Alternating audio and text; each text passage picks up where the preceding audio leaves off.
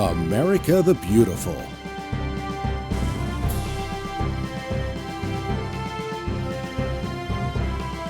Nebraska the Natural.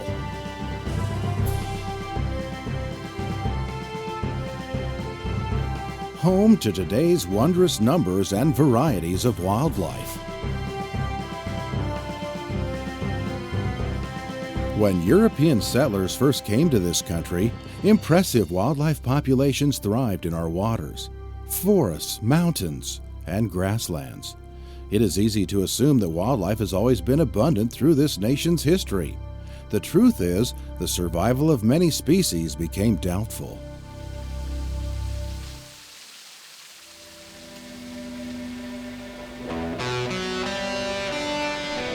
In the 1700s and 1800s, no limits or restrictions existed for trapping, hunting, and fishing. Wildlife numbers continued to decline as our human population rapidly grew. Civilization spread west with habitat being lost to the axe and plow. Wild creatures suffered from unregulated hunting and the development of lands for factories, cities, and agriculture. The movement toward wildlife conservation started by 1900. There was a Bureau of Biological Survey, which would later become the United States Fish and Wildlife Service. Conservation-minded individuals like Theodore Roosevelt and George Grinnell founded the Boone and Crockett Club to achieve better game protection. Dedicated conservation groups helped get this country's first federal wildlife law enacted. The Lacey Act of 1900 made it a federal offense to transport wildlife across state lines if the animals were taken in violation of a state law. But despite early actions, America's wildlife problems remained significant. The trends suggested a future of scarce or absent wildlife.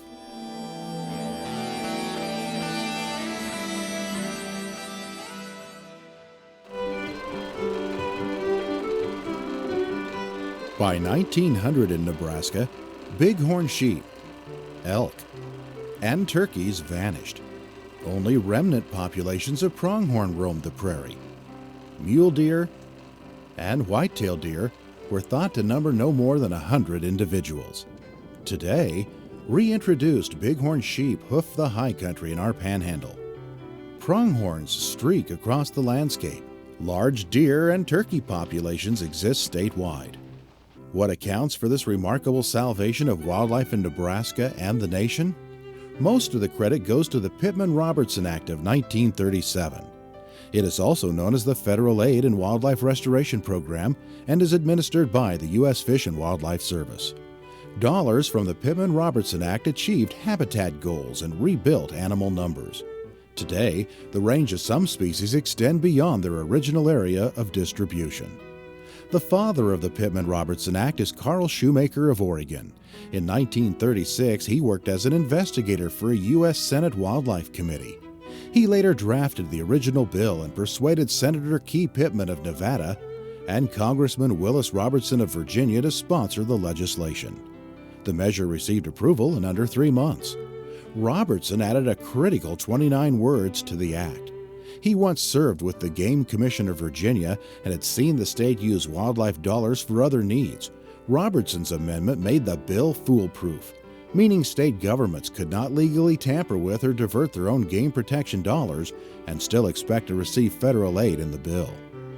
Over the decades, the dollars collected under the Pittman-Robertson Act funded a variety of projects benefiting wildlife. The excise tax dollars are first collected from the manufacturers of outdoor equipment and supplies. That cost is passed on to archers, hunters, and recreational shooters. The outdoor industry and its customers are responsible for the vitality of natural resources enjoyed today. Nebraska manufacturers include Hornaday of Grand Island. The industry actually took the lead in voluntarily requesting that there be a tax on firearms and ammunition in order to generate the revenue to support wildlife and wildlife programs and shooting programs in North America. I think we, as an industry, have tried to talk up how much money is generated through this, and more for the politicians out there who don't realize where the funding comes for so many of these programs when they start talking about anti-hunting and anti-shooting, anti-firearms activities, that they don't understand the impact that that would have across the board in a whole lot of unintended areas. It's a wonderful program. The excise tax dollars from this program acquire lands for wildlife management areas, preserves, and refuges. The monies make land management activities possible. A few examples include the creation of water holes, prescribed burns, and native prairie restoration. Pittman-Robertson dollars fund research providing answers to riddles about wildlife's needs for food, cover, and breeding success. The funding helps support hunter education programs. The safety and ethics taught in these classes make each hunter aware of his or her behavior afield. This means the development of citizens with responsible and respectful attitudes toward wildlife and natural resources.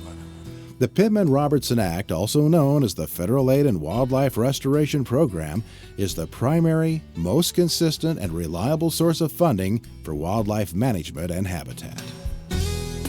Are you starting to feel a sense of pride in knowing the excise dollars from your purchases sustain a healthy wild heritage?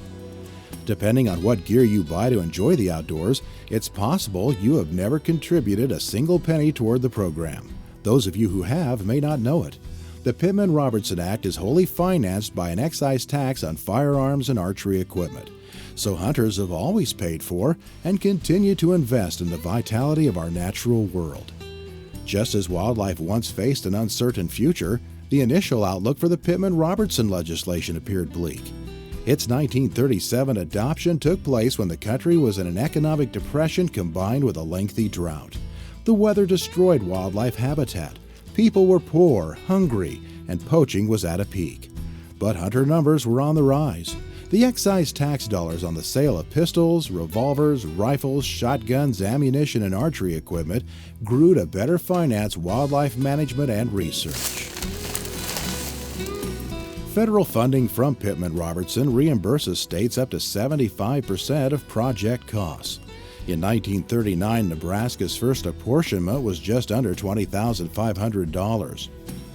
That figure is $7.6 million for 2010. Those federal allocations are based on a formula factoring in each state's land area and permit sales. A lot of hard work and a lot In Nebraska, past examples of projects made possible through the Pittman-Robertson Act include acquisition and management of wildlife management areas. Through 2009, these number 272 properties around the state, encompassing a total of 180,000 acres, the equivalent of 281 square miles. Turkeys were reintroduced to the Pine Ridge country of northwest Nebraska in 1959. The transplanted birds established and reproduced beyond expectation. In 2010, their statewide numbers likely exceed 100,000. Other successful comeback stories can be told for pronghorn, bighorn sheep, Canada geese, river otters, bald eagles, mule deer, and whitetail deer. Specific habitat work has included prairie and wetland restoration, including the occasional pumping of water into the rainwater basins of south-central Nebraska. These marshes are critical for migrating waterfowl in the spring and fall. Program dollars help fund outdoor expos and youth-mentored hunts. These activities introduce youth, folks of all ages, to outdoor pursuits. These efforts help recruit, develop, and retain hunters and anglers. The money supports a variety of projects like Focus on Pheasants, an upland bird initiative to improve habitat and opportunities for hunting. Similar work is being conducted for our prairie grouse species. The excise tax dollars may be aimed at helping a specific species, but because a variety of plant, bird, insect, and animal life share an ecological community, all inhabitants benefit. Based on the successful model of the Pittman-Robertson Act, Representative John Dingell Sr. of Michigan and Senator Edwin Johnson of Colorado authored a companion act. The Dingell-Johnson Act of 1950 collected excise tax dollars from the manufacturers of fishing equipment like poles, line, lures, bobbers, even motorboat fuel. In 1952, Nebraska's appropriation was just over $44,700. That figure reached $4.8 million in 2010, but was as high as $4.9 million in 2009. Dingell-Johnson excise dollars fund fish management, which includes population surveys, renovations of lake fish, and aquatic habitat projects. Also improve boating access, piers, jetties for anglers and shoreline stabilization, fishing workshops for youth. And the excise dollars don't stop there. Dingell-Johnson funds help with fish research and fish production in our hatcheries. Like the Pittman-Robertson formula, Dingell-Johnson funds are similarly allocated to states based on land area and fishing permit sales. Is that a beauty? In summary, these excise tax dollars represent a user pays, user benefits philosophy. The equipment manufacturers and outdoor equipment customers can be proud of the excise tax dollars invested to maintain, revitalize the rich wildlife diversity across our state and nation. The Pittman-Robertson and Dingell-Johnson Acts combine to make up the Sport Fish and Wildlife Restoration Program. You are sustaining, assuring a healthy future for our natural resources and your enjoyment of them.